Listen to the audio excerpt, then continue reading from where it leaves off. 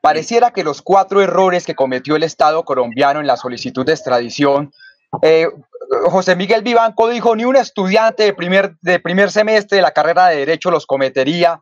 La Corte Suprema aceptó la tutela y va seguramente a investigar, porque sí resulta muy cuestionable que con tanta experiencia se cometan ese tipo de errores. La pregunta es doble.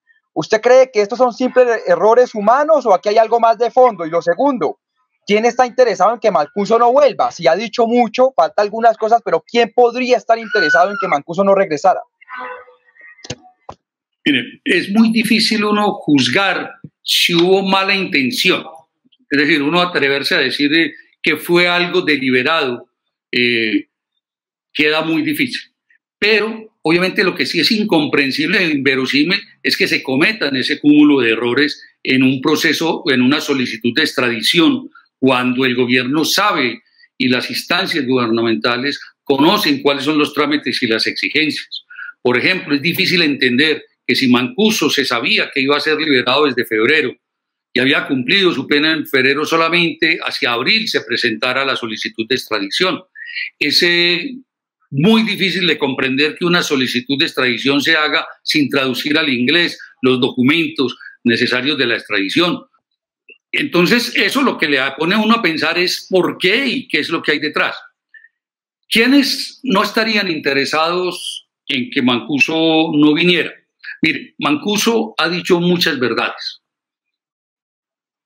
Obviamente, no, como dije ahora, también medias verdades y cosas que todavía no se saben. Por ejemplo, lo que menciona Julián del caso de la Corte Suprema de Justicia. Pero Mancuso ha dicho muchas verdades. Ha hablado de las reuniones de los empresarios. Él habló de la reunión que tuvo con los bananeros, en la cual estuvo también Raúl Emilio Casbún, para asegurar la financiación de los bananeros. Él habló también de las reuniones, y lo dije ahora, que se realizó en el Club Unión de Medellín y en la finca Las Canarias con empresarios, mencionó nombres, algunos nombres. Como lo dije ahora, él habló del caso de Musa Besaile,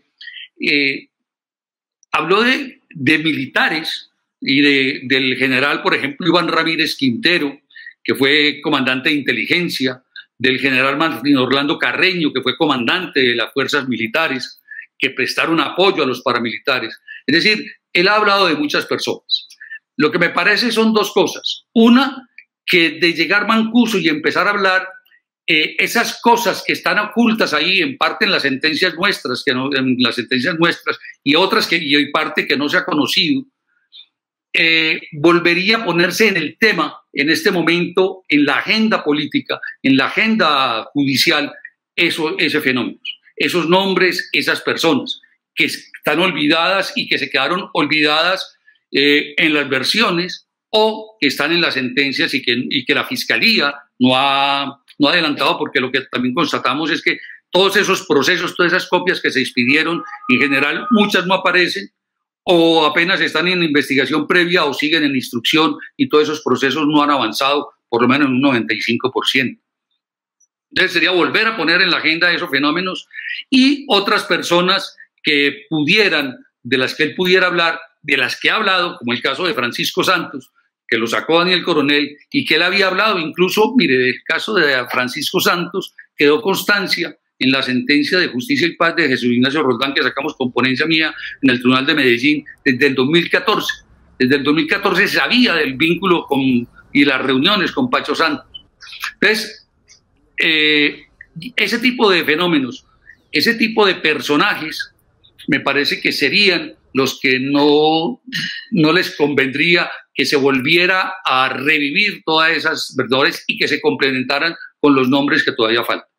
Importantísimo esto que dice el exmagistrado Rubén Darío, particularmente por el tema de el embajador, ahora ex vicepresidente Francisco Santos, pero le quiero preguntar, si viene Mancuso, ¿va a decir algo? Porque también sus abogados están diciendo, mire, ese señor tiene muchos riesgos, entonces ese señor no, digamos, es difícil también pensar que él va a hablar si no hay garantías de seguridad. Entonces, volviendo aún así, ¿usted cree que va a hablar?